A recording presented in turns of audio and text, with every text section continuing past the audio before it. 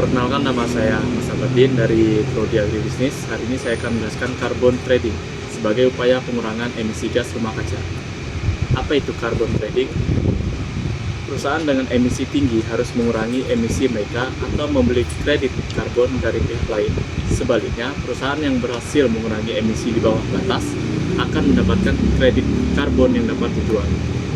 Tujuan perdagangan karbon. Mengapa perdagangan karbon penting bagi masa depan? Mengurangi emisi gas rumah kaca secara terukur dan mendorong perusahaan beralih ke teknologi ramah lingkungan. Mengendalikan iklim.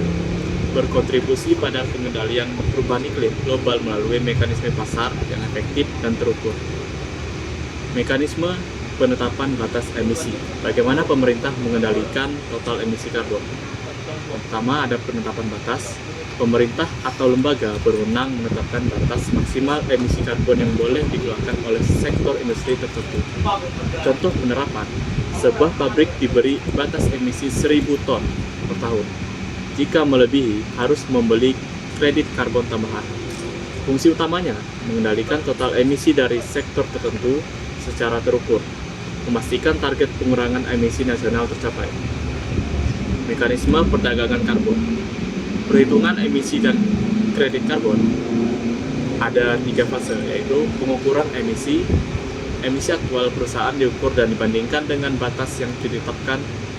Data emisi dikumpulkan secara berkala untuk evaluasi. Fase kedua yaitu perhitungan kredit. Jika emisi di bawah batas, perusahaan mendapat surplus kredit.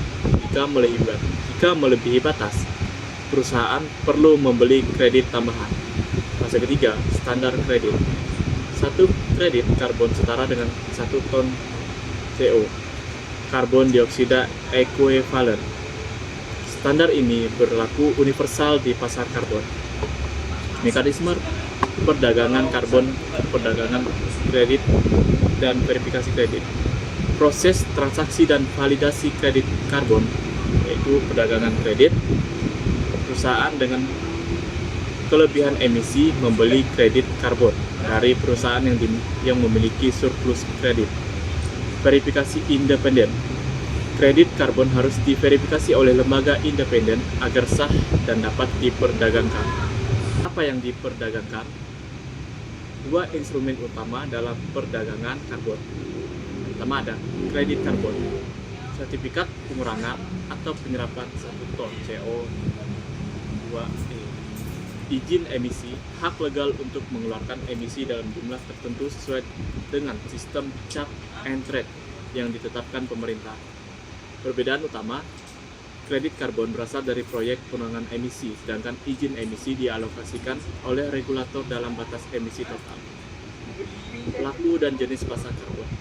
Memahami ekosistem perdagangan karbon, pemerintah menetapkan regulasi, mengawasi pasar, dan memastikan kepatuhan terhadap batas emisi yang ditetapkan. Perusahaan emisi, industri pembangkit listrik, dan penerbangan yang wajib mengelola emisi karbon mereka. Pasar wajib dan sukarela. Pasar wajib diatur pemerintah, pasar sukarela untuk citra dan ESG perusahaan. Contoh perdagangan karbon. Penjelasan sederhana dari perusahaan, yaitu Tesla.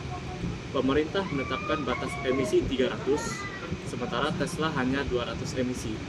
Sisa 100 kredit karbon dijual ke perusahaan mobil lain yang kelebihan emisi, yaitu Tesla menjual kredit karbon ke perusahaan mobil lain karena emisi mereka rendah.